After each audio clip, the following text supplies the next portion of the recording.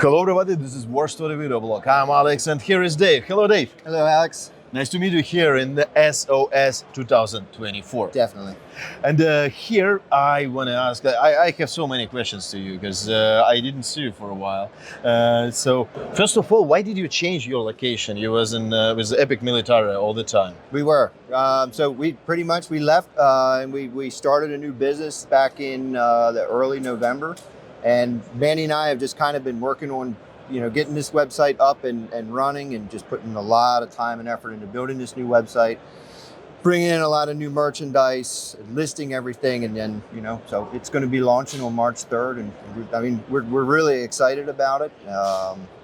And honestly, I'm kind of nervous about it, but I see. Because I know this feeling because I also kind of nervous because I have website launching also for like English speaking audience also in March. So it's kind of like double launching. It's a double launch. Yes, on the this March. So my website is WarStory Military Antiques, and your website is Empire's Past. And is it like totally separate project, totally separate business with Epic Military, or all it's like together in parallel? No, it's totally separate. Mandy and I are no longer with Epic Artifacts. It's just an Empire's Past. It's just Mandy and I. So it's a completely separate business. But is still Epic Artifacts doing great? Because no, they're good. I still talk to Ryan and they're doing good. So it's just. It worked out. It just worked out a little bit better because before Ryan was in Texas and I was in Maryland, and it's the business just kind of grew so much that it becomes difficult to work that inventory at the level that we were between two different locations. So you just simplified it. Absolutely. Yeah, because I was surprised I didn't know that. But anyway, it's like any change are like bringing good stuff actually. Yes. And what about stuff? You have to like build everything from the beginning, or you have your inventory and your collection? And how it works? So we pretty much what we did was we split the inventory in half. Epic Artifacts was actually, Ryan had formed Epic several years before I came in as a half owner. Mm-hmm. So when I left and we decided to do this with the split, it was only natural that he kept Epic Artifacts, and I went with Empire's Past. It's a name I actually came up with about 10 years ago when I was going to do my own website, and so we just ran with that. But no, like I said, the inventory was split in half. Really, since I left, I've been picking up a lot of new stuff. So there's quite a lot of items that have never been listed on the websites before that are coming up. And next time when I gotta be in your place, maybe we can see like more stuff from your inventory actually. And here at this show, this table is not too big, but you still have like super cool items. I see SS items here, SS chain daggers, SS enlisted man daggers, and this show is like amazing with really good stuff. Because on my opinion, I don't know, maybe you like can correct me, but on my opinion, prices are like extremely high. They are. But because of that high, people decide to sell something. And before, people didn't want to sell because it's like not a big deal, like 1,500 for something. But now when it became like 2,500 for the same piece, they're like, okay, I can sell it. I think it works this way. What do you think? I mean, there's no question that the value of these items have gone up tremendously over the past few years. So it's serious money now. And these guys that were sitting on it before and it was valued less, they're now seeing the prices that they are, so they do sell it. And I can't blame them. But the interest is strong. This has been a strong show. Honestly, I wasn't even planning to have cases at this show. This show was going to be for us to come out, promote the website, me to walk around and just kind of buy whatever for the website. Jeff Schrader from Advanced Guard Militaria was nice enough to give us 2 cases to display stuff at last minute. So we grabbed a few things and brought them up. It's been a very good show. Pretty nice things. And this one, I know, it's not for sale. It's for Mandy. That's for my wife. That's the one item that I'm allowed to put in the new house. Can you tell us about that stuff? Is it Alak porcelain? So this is it's Alak porcelain. This is the rearing horse. They don't come up too often. I've been after this one for almost a year now.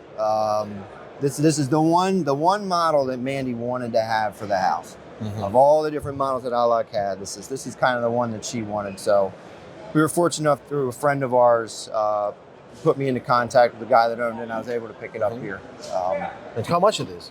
How much it was? Okay. So about $3,000. No, $3,000. Now, really, I think I got a fair price for it. But you will see them in the range of $300 to $4,200. And how much it was before? How much it was like? I don't know, maybe like a couple of years ago or 5 years ago. Half that. Half of that. Probably, yeah, around half that. When it was overseas, when it was in Europe, there were some Alec dealers and with really nice stuff, and I saw how really nice collection, like shelves full of porcelain, disappeared right after I filmed it. I think it's not connected, but after I filmed it and I left to think about some items. I bought some, but I sent to my customers, to my subscribers, pictures and videos of these shelves, of this collection. And in few days, someone came and bought everything, like whole collection. It was in Bavaria. There was pretty decent prices for Alec statues. And but here in United States, I cannot see too many of them. Maybe Thomas Whitman have good variety of it, and who else? There's not many other dealers that have it. Sometimes Jason up at the front, I see it in some of his cases, and it might be sporadically. You'll find it in some others, but it's honestly it's really rare stuff. And is it more expensive here or more expensive in Europe? I don't know if I could answer that on it well enough. Mm-hmm. I'm not too sure. Okay, so we gotta see. Let's check market, and we will come back in the next episode with this answer. And this is something special. It looks simple, and probably somebody had it in his attic or something. But this is SS pull tab holder, right? That is how to say it. Yeah, can you show it? This is pretty much it's a cross strap. Wear it across one shoulder, and this is what. And then the pole would rest down in here. It's just so that these things had some weight. Yeah. They were carrying them in parades, so they needed something to rest that weight. So that's what they did. They set it down in the pocket here, and this is what the SS guys would use. And this one is the part of high-end item. Yeah, they're quite tough to find. And is there any stamps on it? There is. Down here at the bottom, it is stamped SS. I believe it's dated. Oh, yeah. Here. I believe it's dated 37 also, but there is this SS stamp down here at the bottom. Yeah, exactly the same stamp like on vertical hangers. Yep, exactly. SS. Yeah. Oh, that's cool. Exactly. Cool. And it's not too much wear. It's a little bit of wear, but it's... And how much is that? This one is $5,000. $5,000. That's cool. And actually, for original SS item with so many swastikas. It's like the Greek pattern. Yeah. Like you see on the Adolf Hitler silver. That's cool. That's very interesting. And actually, when we see these kind of war souvenirs, we can feel American GIs just. Yeah. Yep. Go to the headquarters and take everything. They took everything. That stuff. Yeah. They took everything. And this one is super cool on your table. This is the body armor of Japanese soldier. This is Japanese Naval Landing Forces body armors, and this is actually this is an experimental body armor. They really don't know of any other sets like this. First time. But these were used. Supposedly these were used in China in 1937. But yeah, I mean, it's pretty much it's just the version of a modern. How heavy is it? It's got some weight. Oh wow! It's got steel plates. Multiple section here. Actually, racks. Maybe Soviet soldiers also faced this armor because there was multiple conflicts between Soviet soldiers and Japanese army in Mongolia, in China, that time, like right before the war. So, and Right. it was like pretty tough. So, like Hassan Lake and Halkingol.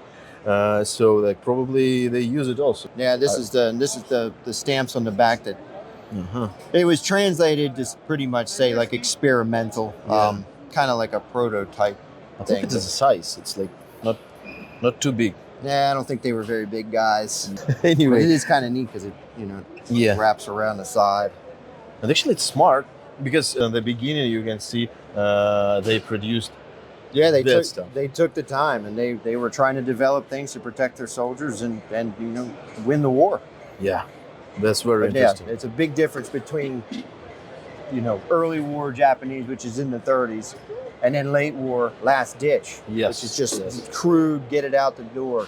That's super cool item also. Yeah, it's a cool piece. It really is. And by the tradition, let's see something like a badge or medal or award Okay. that you like the best on your table. So I'll show some. This is pretty cool. So you don't see these often. There's 4 known. We kind of just found out about these. Oh, wow. These are show up. These are mentioned in Dietrich Mertz's new book on the Knight's Cross. So this is a set of L13 Maybauer produced oak leaves. And what's special about these is that everybody knows of the 21 Mark Godets and the earlier L50 Godets, and that's the awarded types. But we also know that Junker produced them. All this information has just kind of slowly been coming on in the market. These Maybauers, though, they've turned up, and the construction is beautiful, and we believe that these are wartime LDO produced pieces. This one is marked L13 down here in the bottom left, and also with the 900 silver stamp. The 4 pieces known, they're identical to each other. I mean, absolutely identical to the little stippling in the leaves and the way that they're formed. And we also know that there are L13 marked Knight's Crosses. They were produced by Junker. This is not a Junker produced set of oak leaves. So we think Maybauer actually made these. But they're very, very nice, That's very super interesting. cool. And what is the value of this item? So I have 13,000 on that. You have 13,000 on it, means you bought it for 13,000, or you're gonna sell. That's what we're selling it for. It's 13,000. And what exactly the year of producing these items? So they were produced early in 1941. It was during the time period when they were still producing the Knight's Cross grades for private purchase, because very quickly the high command pretty much said that we're not going to allow the Knight's Cross and its higher grades to be sold privately. It's all going to be regulated and controlled. So they pulled them all from the LDO manufacturers and sellers. And LDO means items that produced for private purchase. Like not a government issued, but right, yeah, just exactly. to clarify. So that means it's super rare, and now it's obviously for like everybody who didn't know about it also. They are super rare. Yeah, this is why. Super cool. Are you gonna keep it, or you're gonna put it on your website? This one will go on the website. Yeah, I'm dying to see your website because it's very interesting. I saw samples. That's amazing. And actually, I like your pictures. Thank you. How you do pictures of stuff. So that's cool. Pictures and variety is a boss. Thank you. Yeah. And also, don't hesitate to visit my website, and both of them gonna be launched. Launched. Yeah, this March. And behind of you, there are some items that I saw multiple times during the last few shows. And can you tell us about this helmet? And I also saw this life vest. So I think, honestly, Alex, the best thing to do is let's get a guy who can talk about this a little bit better, and that's going to be Jeff Schrader, Advanced Guard Militaria. Yeah, awesome. Let me run and grab him. Hey, Jeff. Yes. Want to come in and do this? Yeah. The way the Germans interacted with the Russians and the Slavic populations were entirely different.